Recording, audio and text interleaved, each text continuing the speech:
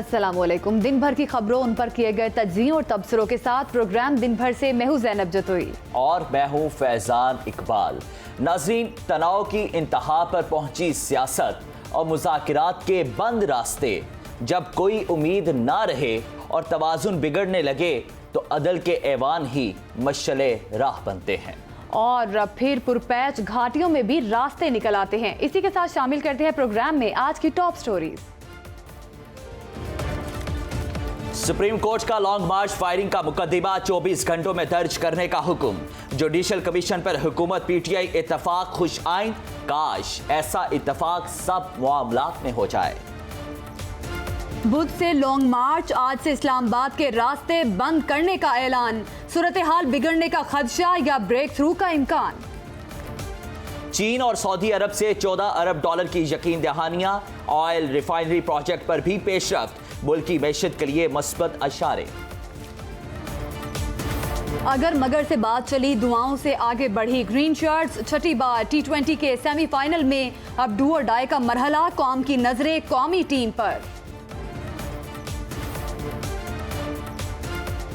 तो नाज़रीन, प्रोग्राम के आगाज में सबसे पहले बात करें, आपको बताएं कि वजीराबाद के लॉन्ग मार्च में फायरिंग का जो वाकया पेश आया है उसमें एक कारकुन की शहादत और इमरान खान समेत 13 अफराद जख्मी हुए। इसके बावजूद FIR आज चौथा रोज गुजरने के करीब है, लेकिन अभी तक उस पर मुकदमा दर्ज नहीं किया जा सका। आज अदालत अदलिया ने IG पंजाब को 24 घंटे के दौरान मुकदमा दर्ज करने की हिदायत भी जारी की है। इससे कबल IG पंजाब की जानिब से फेडरल गवर्नमेंट को एक लेटर लिखा गया जिसपे उन्होंने माजरत की कि मुझ पे प्रेशर है, मैं ये FIR नहीं दर्ज कर सकता। और इंटीरियर मिनिस्ट्री, वजारत दाखिला की जानिब से भी IG पंजाब को मेरिट पर FIR देने की हिदायत की गई, लेकिन फिर भी 4 दिन गुजर गए, FIR दर्ज नहीं की जा सकी। बिल्कुल 90 घंटे गुजर गए लेकिन मुकदमा जो है वो दर्ज नहीं किया गया। आपको बताएं कि इससे कबल मुकदमा दर्ज ना होने पर तहरीक इंसाफ ने क्या मौक़िफ़ इख्तियार किया, क्या कहना था इमरान खान का कल, आइए आपको सुनाते हैं। कि 3 दिन हो गए, पंजाब की हुकूमत भी होती है, लेकिन उसके बावजूद अभी तक हम FIR रजिस्टर नहीं करवा पाए। मैं एक्स प्राइम मिनिस्टर हूं और मैं अगर ये FIR के अंदर ये इसका नाम नहीं लिखवा सकता, मैं आप सवाल पूछता हूं कि बाकी कौम का क्या गुजर करती होगी, आम आदमी इस मुल्क में क्या करता होगा। चेयरमैन तहरीक इंसाफ इमरान खान की गुफ्तगू आपने सुनी। तो नाज़रीन, फवाद चौधरी ने भी मुकदमे में ताखीर के हवाले से क्या कहा, जरा वो भी सुनिए। इस वक्त पाकिस्तान में आइन की हमारी हुकूमत है और हमारा जो चीफ मिनिस्टर साहब हैं और उनकी जो काबीना है उसकी अमलदारी नहीं है। और अब 72 घंटे गुजरने के बाद भी अभी तक इमरान खान के ऊपर कातलाना हमले की FIR दर्ज नहीं हो रही। नाजरीन, FIR दर्ज नहीं की गई, मुकदमा दर्ज नहीं किया गया, ताखीर की आखिर क्या वजूहात हैं, इस पर आज बात करेंगे। पंजाब पुलिस ने भी रद्द अमल का इजहार किया है। शाह महमूद कुरैशी ने इसके बारे में क्या कहा, आइए आपको सुनाते हैं। पंजाब अगर तुझ में इतनी हिम्मत नहीं है कि मुद्दाई की FIR अपने DPO और SHO से दर्ज करवा सके तो शाह महमूद कुरैशी की गुफ्तगू आपने सुनी। तो नाज़रीन, मुकदमा दर्ज कराने में ताखीर के इल्ज़ाम पर पंजाब पुलिस ने भी रद्द अमल का इजहार किया है और शाह महमूद कुरैशी के अल्फाज पर मजम्मत भी की है। जबकि IG पंजाब फैसल शाहकार ने मजीद काम करने से माजरत का ख़त भी विफाक को अरसाल किया था, लेकिन आज अदालती हुक्म के बाद सूरत हाल तब्दील होती नजर आ रही है। जब से सुप्रीम कोर्ट ने इस चीज़ का एक्शन लिया है और IG पंजाब को 24 घंटे में FIR दर्ज करने का है, अदरवाइज 100 मोटो लेने की भी तंबीह कर दी गई है। बिल्कुल नाज़रीन, इन तमाम तर चीज़ों पर बात करेंगे, लेकिन पहले वज़ीर आज़म शहबाज शरीफ की जानिब से पेश की गई वाक़े की तहकीकात के हवाले से जुडिशल कमीशन की जो है उस हवाले से कमीशन बनाने का फैसला किया गया है। वज़ीर आज़म शहबाज शरीफ ने क्या कहा, आपको सुनाते हैं। सुप्रीम कोर्ट के चीफ जस्टिस से मुल्तमिस हूँ कि वो फुल कोर्ट का कमीशन बनाएं, फुल कोर्ट का। इस वक्त इस मुल्क के बेहतरीन मफाद, अदल और इंसाफ के मफाद में ये फसाद फितना खत्म करने के लिए, चाहे तराजू इंसाफ की बुनियाद पर इधर जाए या इधर जाए, मुझे उसकी कोई फिक्र नहीं है। मेरी आपसे गुजारिश है कि आप फुल कोर्ट पर मबनी कमीशन आप तश्कील दें। मैं आपको इंशाअल्लाह फिलफौर मैं ख़त के ज़रिए आपसे मैं इन राइटिंग मैं आपको ये दरख्वास्त करूँगा। तो नाज़रीन, वज़ीर आज़म की भी गुफ्तगू आपने सुनी। इसी हवाले से साबिक वज़ीर आज़म इमरान खान ने इत्तफाक किया और इत्तफाक करते हुए क्या कहा, ज़रा वो भी सुनिए।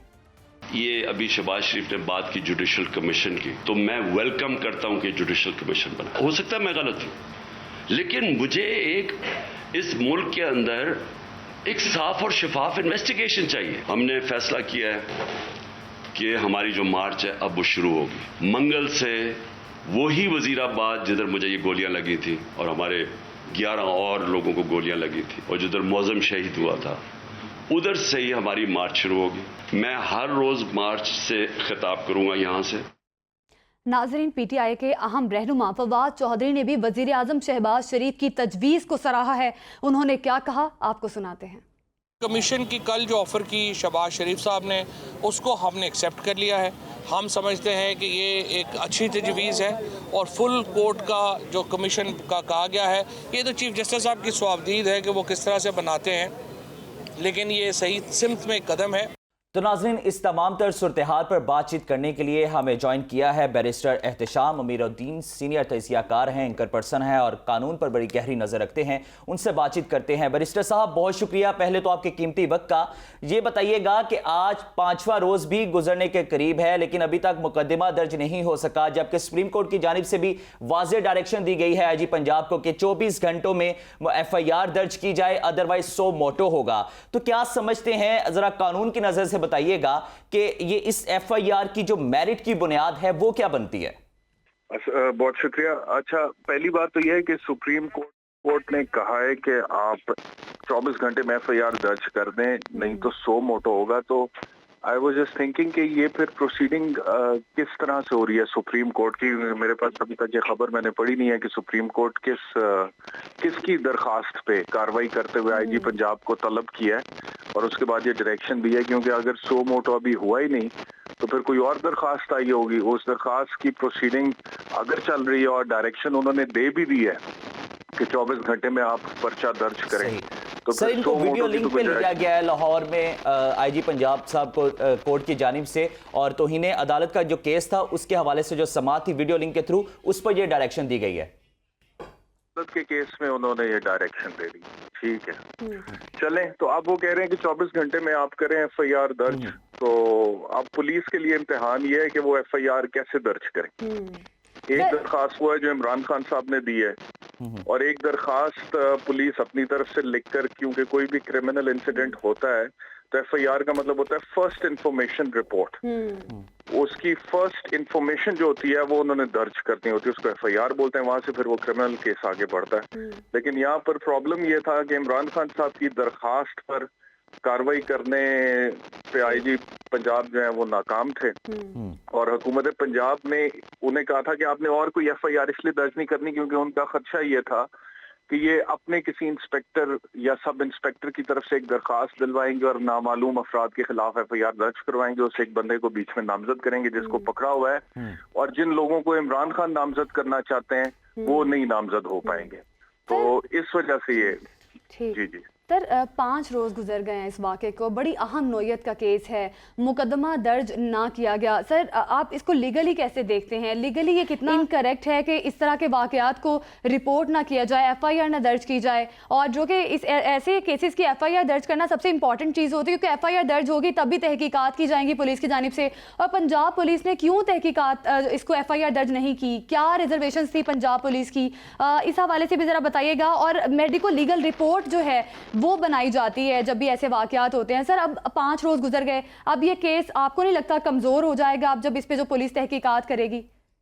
देखें, जो वो बंदा हिरासत में है उसकी हद तक तो केस कमजोर नहीं होगा। जितने मर्जी सुकम आ जाएं, फ्लॉज आ जाएं, डिले हो जाए मेडिकल लीगल रिपोर्ट में या FIR की इंदराज में, उसके बावजूद जो बंदा पकड़ा गया मौके से और जिसका कन्फेशनल स्टेटमेंट ऑन रिकॉर्ड है, मीडिया पे भी चला है, पूरी दुनिया ने देखा है, उसकी हद तक तो केस कमजोर नहीं होगा क्योंकि वो चीजें आया हैं। लेकिन अब बाकी जितने भी डायमेंशंस हो सकती हैं इन्वेस्टिगेशन की, उसमें जब डिले आ जाए FIR के इंदराज में, मेडिकल लीगल रिपोर्ट इशू होने में, तो किसी भी क्रिमिनल केस में उसका असर तो पड़ता है और उसका नुकसान भी होता है। लेकिन अब सूरत हाल ये है ना कि इमरान खान और पाकिस्तान तहरीक इंसाफ की नज़र में उस तरह की कार्रवाई की मेरे ख्याल में कोई अहमियत नहीं है, जिस वजह से वो उस तरफ जा नहीं रहे और उन्होंने रोका हुआ है। तो उन्हें लगता है कि हम इसमें एक ऑर्डिनरी सी FIR करवाएं, इस बंदे के खिलाफ तहकीकात करवाएं और इसको सजा दिलवा दें अदालत से।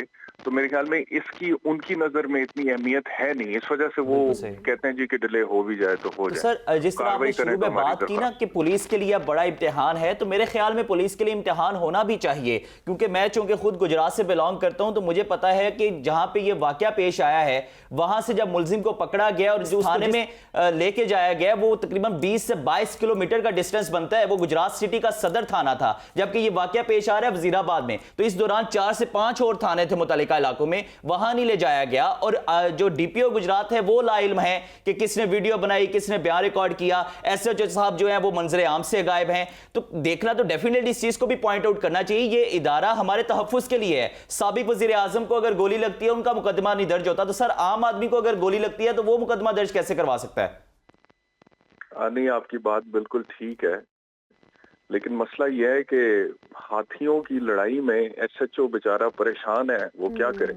आप मुझे बताएं, इवन के IG की आप देखें ना क्या हालत हुई पड़ी है। बिल्कुल ऐसे है। इतने बड़े स्टेक होल्डर्स, इतने ताकतवर लोग बीच में इन्वॉल्व हैं, चाहे एक तरफ इमरान खान साहब है, दूसरी तरफ आपको पता है। बिल्कुल अब उसमें IG बेबस है, लाचार है, बेबसी की तस्वीर बना हुआ है। तो SHO DPO तो बहुत पीछे रह जाते हैं ना उसके मुकाबले में। तो अब यही सिचुएशन है, अब क्या कह सकते हैं, अफसोसनाक है। ठीक सर, अब आप सुप्रीम कोर्ट हुक्म की रोशनी में मुकदमा जो है तहरीक इंसाफ की दरखास्त के मुताबिक दर्ज होगा या वज़ीरत दाखिला की डायरेक्शन के मुताबिक दर्ज होगा? इस हवाले से बताइएगा, क्या लगता है आपको? मेरा ख्याल है कि तहरीक इंसाफ की एप्लीकेशन के मुताबिक नहीं दर्ज हो पाएगा, क्योंकि वो अगर होना होता पहले हो जाता तो शायद पहले भी हो जाता। और दूसरा यह है कि मुझे लगता है कि सुप्रीम कोर्ट की जो इंटरवेंशन है उसको इस्तेमाल करेगी पंजाब पुलिस या हुकूमत पंजाब कि जी देखें, अब तो सुप्रीम कोर्ट से डायरेक्शन आ गई, 24 घंटे में FIR दर्ज होनी है, खान साहब की जो दरखास्त है उसमें ये मसाइल हैं, उस पर तो हो नहीं सकता, तो हमने सुप्रीम कोर्ट की डायरेक्शन पर तो अमल दरामद करना है, तो लिहाजा ये लें, ये एक FIR हमने दे दी। बिल्कुल सही। तो वो एक FIR दर्ज करके सुप्रीम कोर्ट में पेश कर देंगे। बिल्कुल सही। अच्छा बैरिस्टर साहब, एक और चीज पर भी निशानदेही कीजिएगा कि इस तमाम तर सूरत हाल में पंजाब गवर्नमेंट का रोल आप किस तरह से देखते हैं? पंजाब गवर्नमेंट वो गवर्नमेंट है जिसके बिहाफ पे इस लॉन्ग मार्च के लिए इमरान खान साहब कॉन्फिडेंट थे कि लॉजिस्टिक अप्रोच जो सपोर्ट है वो सारी पंजाब गवर्नमेंट देगी, और देखा भी वजीराबाद तक तो सिक्योरिटी के मामलात अच्छे थे। लेकिन जब ये वाकया पेश आता है तो CM पंजाब भी कहते हैं कि मैं लाइल्म हूं, मुझे नहीं पता कि वीडियो बयान कैसे रिकॉर्ड हो जाता है, हम इस पर तहकीकात करेंगे। उन्होंने पूरा थाना मुअत्तल किया, लेकिन अभी तक उनसे भी FIR दर्ज नहीं करवाई जा सकी। तो हमारा पंजाब का CM लाइक पंजाब एक जो बड़ा सूबा है वो इतना लाचार और बेबस नजर आएंगे तो हम किस तरफ जाएंगे सर? सब यही हालात हैं, इस पे तो अब सब्र ही करना पड़ेगा। आवाज उसको CM को ये सुप्रीम कोर्ट में अब बुला लेना, जुडिशल कमीशन का कह दिया शहबाज साहब ने भी और इमरान साहब ने भी कि ठीक है जी जुडिशल कमीशन होना चाहिए, तो अब CM को भी बुला लें। और आपको याद होगा कि CM साहब कहते थे इमरान खान एक हुक्म करेंगे मैं असेंबली तोड़ दूंगा पंजाब की। बिल्कुल ऐसे है। तो अब ये FIR नहीं दर्ज, मुझे नहीं लगता सर ऐसा हो पाएगा। अगर कोई इस तरह की सूरत हाल बनती है, ये मेरा नहीं ख्याल कि उसी टाइम पे ये कर पाएंगे। अच्छा सर, अब जो सिचुएशन है, करंट सिनेरियो आपके सामने आ चुका है कि डायरेक्शन सुप्रीम कोर्ट की भी मौजूद है, 24 घंटे का टाइम है। क्या आपको लगता है कि अब मामला जो है वो सॉर्ट आउट होगा, कुछ ना कुछ आश्कार हो पाएगा, या अभी भी ये हाल तलब ही रहेगा मामला? ये सॉर्ट आउट इस वजह से नहीं होगा क्योंकि देखिए अगर FIR का इंदराज हो भी जाता है और वो किसी ऐसी दरखास्त पे होता है, जैसे कि मैंने आपसे पहले अर्ज किया कि पुलिस का कोई इंस्पेक्टर दरखास्त देता है कि ये वकूआ रिपोर्ट हुआ और इस बंदे को पकड़ा और इसने कन्फेशन किया है कि जी मैंने इमरान खान पे गोलियां चलाई थी, तो PTI उस दरखास्त और उस FIR की जो ऑथेंटिसिटी है उसको मानेगी नहीं। ठीक है, वो कहेंगे कि देखें ये तो इन्होंने एक फेक प्रोसीडिंग्स करती हैं, वो अपने मुतालबे पे खड़े रहेंगे। वो जब अपने मुतालबे पे खड़े रहेंगे तो इस FIR की हैसियत जो है वो पाकिस्तान तहरीक इंसाफ की हद तक आपको पता ही है वो जीरो रहेगी। तो इस वजह से ये मामला ऐसे चलेगा नहीं, हल नहीं होगा। मतलब कि ये कॉन्फ्लिक्ट तो रहेगा लेकिन केस आगे बढ़ जाएगा। ठीक सर, देखा जाए तो वजीर आजम शहबाज शरीफ इस मामले में काफ़ी न्यूट्रल भी दिखाई दिए, जैसे उनकी जानिब से जुडिशल कमीशन की पेशकश की गई है और इमरान खान की जानिब से भी इस पे काफ़ी मुतफिक हुए हैं इमरान खान साहब भी। तो सर किस तरह से आप देखते हैं इस चीज़ को कि अगर जुडिशल कमीशन बनता है तो क्या चीज़ें जो हैं वो मंजर आम पर आ सकेंगी और कितना खुश आइंद है ये? एक तो मेरे ख्याल में कि चीफ जस्टिस साहब के ऊपर कंधों पर अब बड़ी भारी जिम्मेदारी है, क्योंकि इमरान खान पहले भी पहली तकरीर में चीफ जस्टिस को डायरेक्टली एड्रेस करके उनसे डिमांड कर चुके हैं कि आप इसके ऊपर तहकीकात कराएं। उसके बाद शहबाज शरीफ साहब की तकरीर हुई, उन्होंने कहा कि जी फुल कोर्ट आप जुडिशल इंक्वायरी करें। फिर इमरान खान की दूसरी मीडिया टॉक हुई तो फिर उन्होंने चीफ जस्टिस को कहा, और आज चीफ जस्टिस ने ये रिमार्क्स भी दे दिए। तो चीफ जस्टिस के ऊपर और सुप्रीम कोर्ट के ऊपर काफी अब वजन है और पूरी कौम की नजरें उनके ऊपर लगी हुई हैं कि देखें अब ये करते क्या है।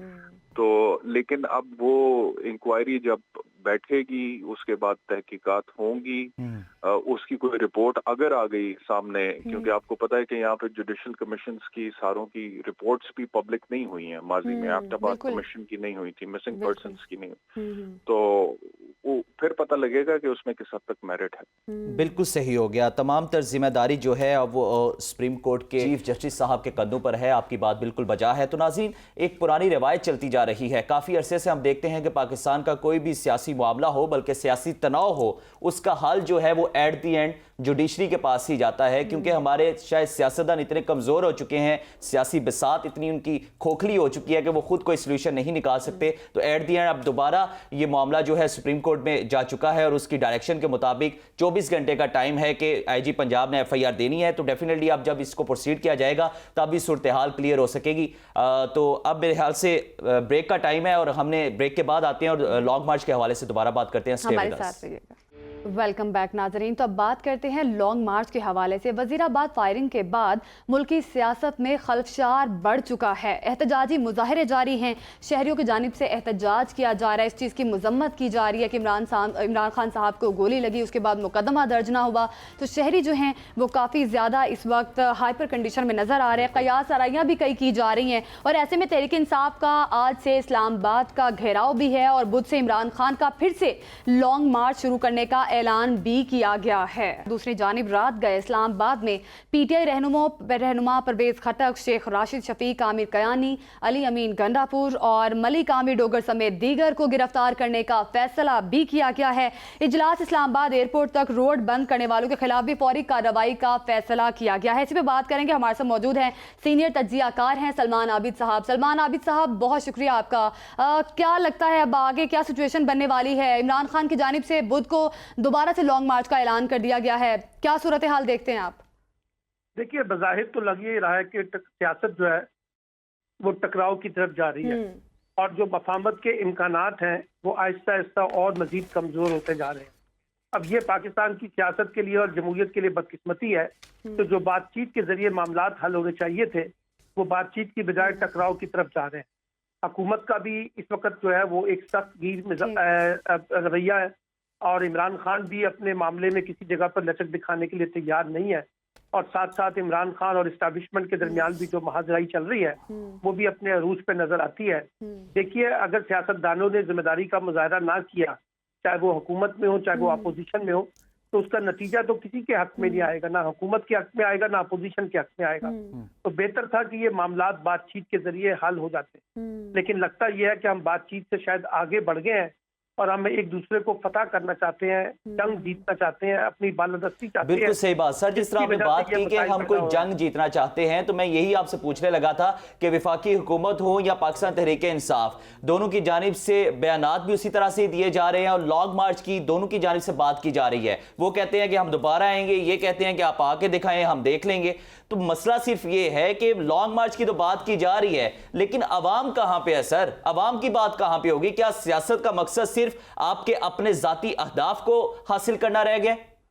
देखिए, ये तो आपका और मेरा मसला है ना, अवाम का। सियासतदानों का अगर मसला होता अवाम का तो वो अवाम के मामलात पे तवज्जो ना देते।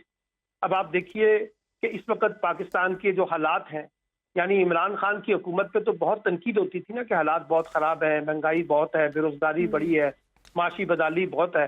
लेकिन अब जब शहबाज शरीफ की हुकूमत आ गई है मार्च के बाद से लेके अप्रैल से लेके अब तक, तो आप देखिए लोगों की जिंदगियों में तो और ज्यादा मुश्किलात आ गई हैं। लोगों की जिंदगियों में आपने आसानियां पैदा करने की बजाय इतनी बड़ी बड़ी मुश्किलात पैदा कर दी हैं, चाहे वो पेट्रोल की सूरत में हो, डीजल की सूरत में हो, बिजली की कीमतें हो, गैस की कीमतें हो, महंगाई का मसला हो, बेरोजगारी का मसला हो।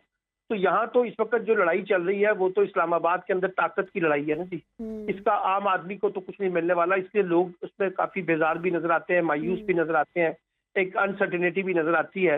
अभी भी मैं समझता हूँ कि इस मसले का हल जो है ना, इस लड़ाई का वो यही हो सकता है कि आप अर्ली इलेक्शन की तरफ चले जाएं और इलेक्शन हो जाए, नई क़यादत आ जाए, उसके पास 5 बरस का मैंडेट हो और वो लोगों के मसाइल पे तवज्जो दे। लेकिन अगर आपने इलेक्शन नहीं कराना तो अगले साल अक्टूबर तक ये महाजराई का खेल जो है जारी रहेगा, जिसका नुकसान सियासत को भी होगा, साथ साथ मईशत की सूरत को भी होगा। सर अभी आप क्या देखते हैं, क्या मुफाहमत का कोई रास्ता निकलेगा? जिस तरह पहले सिचुएशन बनी, अब दोबारा से लॉन्ग मार्च जो है इमरान खान साहब ने कह दिया कि दोबारा शुरू किया जाएगा। पहले मंगल का दिन कहा, अब बुध जो है इमरान खान साहब की जानिब से डिसाइड किया गया दिन कि हम इस दिन लॉन्ग मार्च दोबारा से शुरू करेंगे। सर जो ये सिचुएशन चल रही है इसमें मुफाहमत से बेहतर कोई और रास्ता नज़र नहीं आ रहा, तो क्या लगता है आपको किस तरफ जाएंगे तमाम सियासतदान? एक जिदबाजी की सियासत चल रही है, क्या लगता है अब आपको आगे की सिचुएशन को देख के? देखिए मफाहमत तो होगी लाजमी, ये मैं आपको बता दूं, और हर सूरत में मफाहमत का रास्ता इख्तियार करना पड़ेगा। लेकिन अब इसमें एस्टैब्लिशमेंट का रोल जो है ना वो ज्यादा बढ़ गया है हुकूमत और अपोजिशन के मुकाबले में। एस्टैब्लिशमेंट ने इन दोनों को बिठाना है और खुद भी बैठना है और कोई एक ऐसा रास्ता तलाश करना है जो सबके लिए काबिल कबूल होगा। क्योंकि देखिए मसला ये है कि सिर्फ सर जिस तरह आपने मुफाहमत की बात की है, तो आज एक और भी डेवलपमेंट अच्छी सामने आई है कि चेयरमैन तहरीक इंसाफ इमरान खान की जानिब से सदर मुमलिकत डॉक्टर आरिफ अलवी को एक खत लिखा गया है और उस खत में वजीर दाखिला और दीगर की जानिब से जान से मारने की धमकियों का भी जिक्र किया गया है। लेकिन हमने देखा कि पहले भी जो सिनेरियो रहा, सियासी सूरत हाल रही, उसमें जो सदर मुमलिकत डॉक्टर आरिफ अलवी है ये बैकडोर राब्तों की वजह से भी काफी खबरों की गर्दिश बने रहे। तो अब दोबारा से खत लिखा गया है, क्या आप समझते हैं कि ये खत जो है ये आगे चल के कोई मुफाहमत की ग्राउंड बना सकता है? देखिए एक तरफ डॉक्टर आरिफ अलवी जो है वो मुफाहमत की कोशिश कर रहे हैं और दूसरी तरफ पंजाब के वज़ीर आला चौधरी परवेज इलाही भी काफी सरगर्म है और ये कोशिश कर रहे हैं कि एस्टैब्लिशमेंट में और इमरान खान के दरमियान कुछ मामलात के ऊपर इत्तफाक राय। माजरत के साथ परवेज इलाही साहब तो आजकल बस एक चीज में सरगर्म है कि FIR हो जाए, बस किसी तरीके जो मेरे पे तलवार लटक रही है वो मुझसे छूट जाए। वो पसे पर्दा इस वक्त रोल प्ले कर रहे हैं जो खबरें हैं, इसलिए वो भी अपना रोल प्ले कर रहे हैं। और ये जो आरिफ अलवी साहब हैं वो हुकूमत के लोगों के साथ भी सरदार सादिक और ख्वाजा साद रफीक के साथ राब्तों में है। कोशिश तो हो रही है, लेकिन ये कोशिश उस वक्त कामयाब होगी ना जब हम अपने अपने सख्त की जो हमने स्टांस लिए हुए हैं उनमें लचक पैदा करेंगे। कुछ एक फुट हम अब पीछे होगा, कोई दूसरा फरीक आगे जाएगा, कोई तीसरा फरीक पीछे जाएगा। जब तक आप लचक का मुजाहरा नहीं करेंगे तो फिर उस वक्त तक मुफाहमत तो नहीं हो सकती। ये गेम तो बुनियादी तौर पे ठीक है, बिल्कुल ये आने वाला वक्त बताएगा कि मुफाहमत होती है, ये इमरान खान की जानिब से दोबारा से लॉन्ग मार्च किया जाता है और इसी तरह से जो ये अमल है जारी रहेगा। बहुत शुक्रिया आपका सलमान आबिद साहब, आपने हमें वक्त दिया। अभी चलते हैं एक शॉर्ट ब्रेक पे, हमारे साथ रहिएगा। Welcome back. तो नाज़रीन, सियासत की सूरत हाल तो आपने देख ली, अब आपको मैशत की सूरत हाल के हवाले से बताएं कि पाकिस्तान की जानिब से बहुत सारे मुल्कों ने ये वादे तो किए हैं कि हम आपको इमदाद देंगे और सरमायाकारी के ये पैकेजेस दिए जाएंगे, लेकिन मसला ये है कि वो दावे तो कर दिए जाते हैं लेकिन उनकी इम्प्लीमेंटेशन नज़र नहीं आ रही। जिस तरह चीन और सऊदी अरब की अगर बात की जाए तो इन दोनों ममालिक से जानिब से कराई जाने वाली तकरीबन 14 अरब डॉलर के 2 मुख्तलिफ पैकेजेस की यकीन दहानी करवाई गई है। वज़ीर ख़ज़ाना इसहाक डार के मुताबिक चीन कर्जा रोल ओवर करने के समेत 8.8 अरब डॉलर की मुआवनत भी करेगा और इसके हवाले से मजीद फाइनेंसिंग का भी जिक्र किया गया है। लेकिन ये तमाम तर बातें अभी ऐलान के तौर पर की गई हैं, इम्प्लीमेंटेशन इनकी कहीं पर नजर नहीं आ रही। इम्प्लीमेंटेशन नजर नहीं आ रही। फैजान, अभी ये बताना बड़ा जरूरी है कि पाक चीन करेंसी तबादले के हवाले से एक रिपोर्ट तैयार की है हमने, देखिए। चीनी युआन अमेरिकी डॉलर जितना तो तगड़ा नहीं, लेकिन दुनिया की एक बड़ी करेंसी जरूर है। इस लिहाज से युआन में लेन देन का मुआहदा पाकिस्तान के लिए अहम पेशरफ्त है। पाकिस्तान और चीन के दरमियान मकामी करेंसी में कारोबार का ये पहला मौका नहीं। इससे कबल 2011 में दोनों मुल्कों के दरमियान करेंसी तबादले का 3 साला मुआहदा तय पाया था, जिसके तहत पाकिस्तान को रुपयों के इवज 10 अरब युआन तब्दील करने की सहूलत मिली। चीन ने दीगर 30 मुल्कों से भी 550 अरब डॉलर के ऐसे ही मुआहदे कर रखे हैं। भारत ने भी कोयले की खरीदारी के लिए मकामी करेंसी में ही मुआहदे किए, जिनके तहत रूसी कोयले की 31% अदायगी युआन और 28% हांगकांग डॉलर में की गई। रूस का भी चीनी करेंसी पर इन्हिसार दिन ब दिन बढ़ रहा है। गुज़श्ता साल रूसी अदायगियों में युआन का इस्तेमाल 1/3 से ज्यादा रहा, क्योंकि रूस की जानिब से बैरूनी लेन देन के लिए रूबल का मुतबादल युआन को करार दिया गया है। चीनी करेंसी मुआहदा पाकिस्तान को रूस से सस्ता तेल खरीदने में भी मुआवन हो सकता है। युआन में कारोबार से पाकिस्तान को चीन से आसान तिजारती कर्जों में भी मदद मिल सकती है। दुनिया की 40% तिजारत अमरीकी डॉलर में होती है। इस लिहाज से अमरीकी डॉलर को आलमी करेंसी कहा जाता है। गुज़श्ता अरसे में अमरीकी शरह सूद बढ़ने से डॉलर की कदर भी बढ़ी है, जिससे दुनिया की दीगर करेंसियों की कदर गिर गई और बड़ी मईशतें तक लड़खड़ा गईं। रूस की जानिब से रूबल में अदायगी की शर्त ने यूरोपीय ममालिक पर मकामी करेंसियों में तिजारत की अहमियत वाज़ेह कर दी है। यही वजह है कि इटली, जर्मनी समेत कई यूरोपीय ममालिक आज रूसी तेल और गैस की अदायगी रूबल में करने पर मजबूर हैं। नाज़रीन, रिपोर्ट आपने देखी। अब इन तमाम चीज़ों पर बात करेंगे। हमारे साथ मौजूद हैं नजमुल साकिब साहब, जो कि साबिक सफ़ीर हैं, माहिर हैं बैनुल अक़वामी अमूर के। सर, बहुत शुक्रिया आपका। सबसे पहले तो बात करेंगे, बड़े बड़े ऐलानात सामने आ रहे हैं। क्या लगता है आपको, कोई यकीन दहानियाँ भी कराई जा रही हैं, इन चीज़ों पर अमल दरामद भी होता नज़र आ रहा है या नहीं? देखिए, ये जो सिफारती ताल्लुकात होते हैं ना, जिसमें आपके माशी ताल्लुकात, ट्रेड के ताल्लुकात, आपकी इंपोर्ट एक्सपोर्ट होती है, आपकी निजकारी होती है, इन मामलात में अगर एक से ज्यादा मुल्क जो है वो शामिल हैं तो उसमें टाइम तो लगता है। असल चीज ये होती है कि इसके 3 स्टेजेस होते हैं। सबसे पहले आपका प्रोग्राम बनता है। जिस तरह मिसाल के तौर पे मैं आपको बताऊं कि चीन से हमने क्या लेना है या चीन को हमने क्या देना है, उस पे बाकायदा बहस होती है फॉरेन ऑफिस में। सेकंड स्टेज में होता है विजिट होता है या डेलीगेशन लेवल टॉक्स होती हैं, और उन पे जो उनकी जो ब्रेस टैक्स हैं, जो उनकी डिटेल है, उन पे एग्रीमेंट होता है और उस वक्त ऐलान हो जाता है, अखबारों में आ जाता है, आप लोग बताते हैं टीवी में बैठ के कि जी ये ऐलान हो गया। उसके बाद तीसरी स्टेज होती है इम्प्लीमेंटेशन की।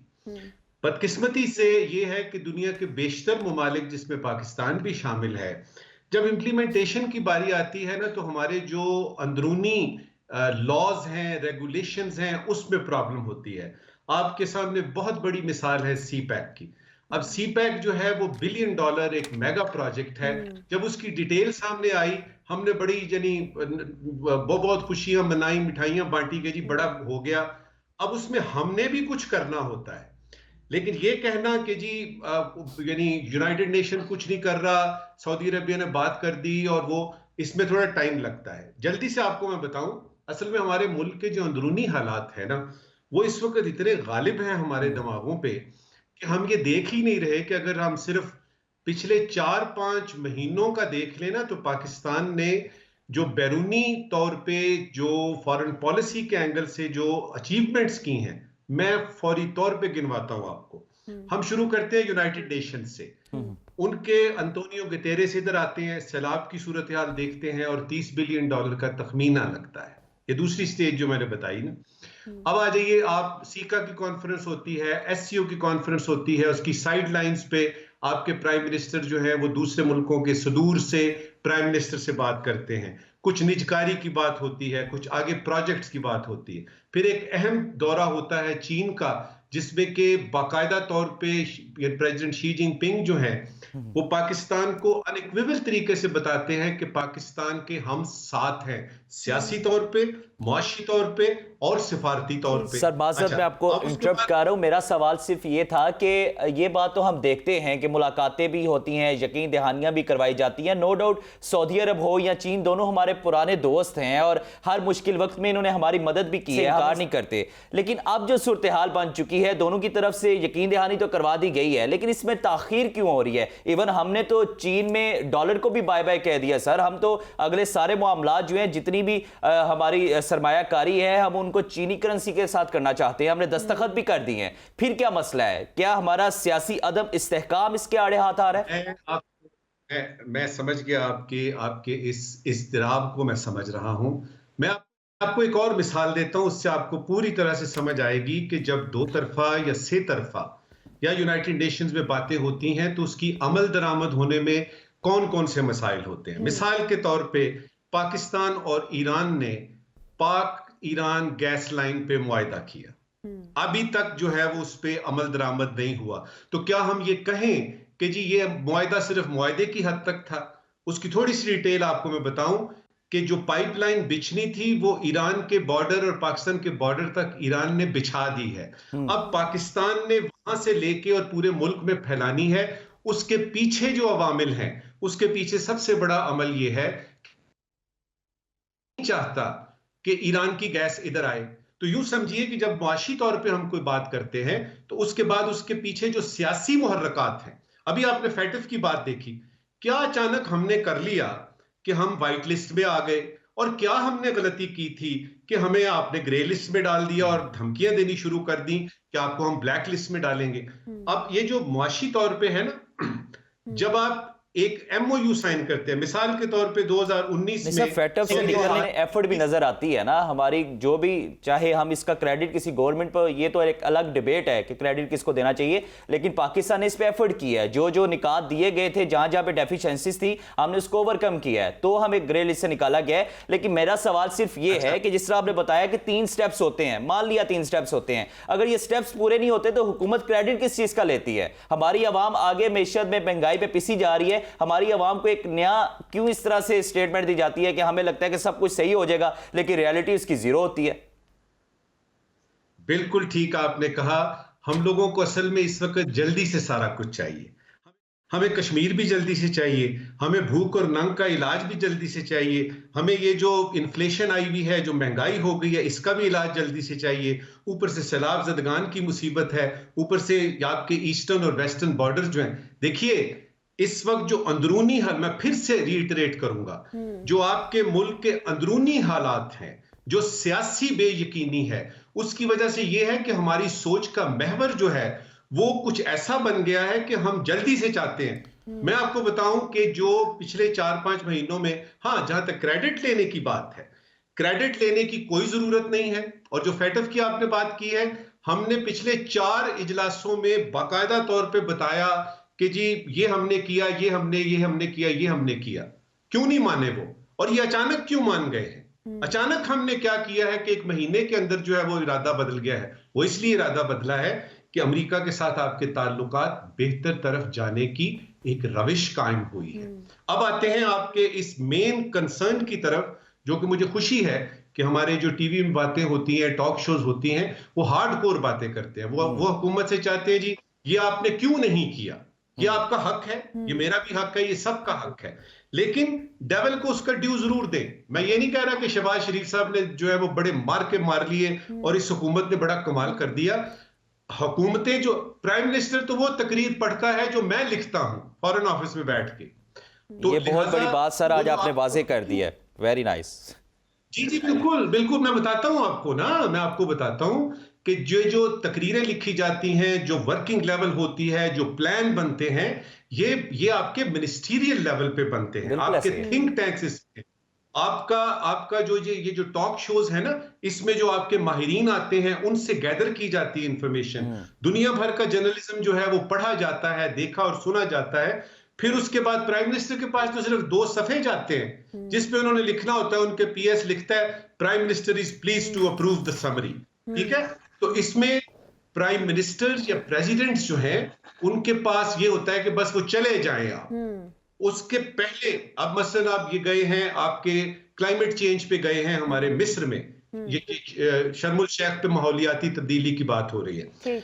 इसमें बाकायदा तौर पे वर्किंग लेवल पे, निजी लेवल पे और सरकारी लेवल, सारी वर्किंग लेवल पे यकीनन इस पे काम करने की जरूरत है। सर, अब चीन और सऊदी अरब की जानिब से 14 अरब का पैकेज जो है वो दिया गया है। क्या लगता है अगर 100% इस पर अमल दरामद हो जाए तो क्या लगता है हमारी मईशत संभल सकेगी? देखिए, उसमें मैं आपको बताऊं, ये जो पेट्रोकेमिकल यानी कॉम्प्लेक्स था ना, जो सऊदी अरेबिया ने करना था, फिर उसके बाद यानी गैस पाइपलाइन है जो कि रूस ने माना कि अब यानी हमने माना कि अफगानिस्तान की तरफ से आएगी। चीन के साथ हमारी CPEC को रिवाइज कर रहे हैं, ML1 पे, कराची सर्कुलर रेलवे पे बात हो गई है। ये सारी बातें हम ठीक कर रहे हैं। मैं आपको यकीन से बताऊं कि पिछले 4 बरसों में जो हमारे बयानात इधर से जाते रहे हैं, जिसकी वजह से हमने अमेरिका से ताल्लुकात खराब किए, हमने अपने दोस्तों को अलहदा कर दिया। ये ईरान हमारा बड़ा करीबी दोस्त था, क्यों अभी यानी उससे बातें नहीं होती, क्यों वो हमारी मदद को नहीं आता? सऊदी अरेबिया और यूएई 2 वाहिद मुमालिक थे, जब भी पाकिस्तान को जरूरत पड़ती थी वो मौजूद होते थे, और कुछ नहीं तो कर्जे में सहूलत ही दे दें। अब ये जिस आप यानी पैकेज की बात कर रहे हैं, इसकी अभी निटी ग्रिटीज यानी इसकी डिटेल्स की बात होगी, और वो होगा वर्किंग लेवल पे। अब इसका अचानक सामने आना, देखिए अचानक नतीजे सामने नहीं आते।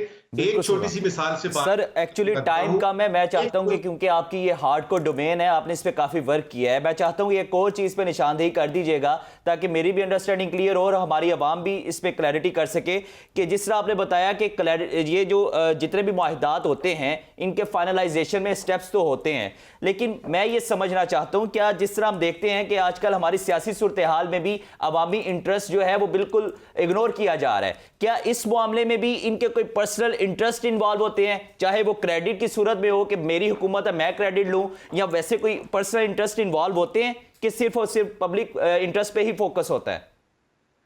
मुख्तसर तौर पे बताऊंगा, बिल्कुल होते हैं। और उसकी एक छोटी सी बात आपको समझाऊं कि ये जो मुल्कों के ताल्लुकात होते हैं ना, ये हमारी मेरी और आपकी दोस्ती की तरह नहीं होते कि दोस्त हर आपके ख्याल में चाइना जो है वो उसने ठेका लिया हुआ पाकिस्तान का कि वो हर जगह पाकिस्तान, चाइना के अपने मकासद हैं उसमें, और उसमें जो चीज होती है जो फोकस होती है वो होता है आपका नेशनल इंटरेस्ट। ये चाइना के नेशनल इंटरेस्ट में है कि एक एंटी इंडिया कंट्री मौजूद है इधर, जिससे वो इकोनॉमिक और सियासी और सिफारती तौर पे, अब ताइवान की जब भी बात आती है, कौन सा मुल्क है जो सबसे पहले हाथ खड़ा करके करता है, कहता है कि जी ये जो ताइवान है ये चीन का अंदरूनी मसला है, वो पाकिस्तान है। तो ये 2 तरफा होता है। अब इसमें इंटरेस्ट जो है, अच्छी बात ये होती है कि दोनों मुल्कों के इंटरेस्ट जो है वो मुंतज करें, वो आपके मुंसलिक हों और एक पेज पे आए आप। उस लिहाज से अगर आप देखें, चाइना और पाकिस्तान एक पेज पे है। बिल्कुल, पब्लिक इंटरेस्ट का भी खास ख्याल रखा जाता है। बहुत शुक्रिया आपका नजमुल साकिब साहब, आप हमें इस हवाले से मुकम्मल तौर पर आगाह कर रहे थे, और अवाम की ज़रूरतें पूरी करना बहुत ज़्यादा इंपॉर्टेंट चीज़ है। चीन और सऊदी अरब की जानिब से 14 अरब का पैकेज जो है वो दिया गया है। अब देखना है कि इस पर इम्प्लीमेंटेशन भी होती है कि नहीं। ये बड़े बड़े दावे जो हैं हमारे दोस्त ममालिक की जानिब से किए जाते हैं, ये तो आने वाला वक्त बताएगा। अब तक के लिए इतना ही। इंशाल्लाह कल दोबारा हाजिर होंगे आपके साथ नई खबरों नए तजियों के साथ। तब तक हमें दीजिए इजाजत। अल्लाह हाफिज।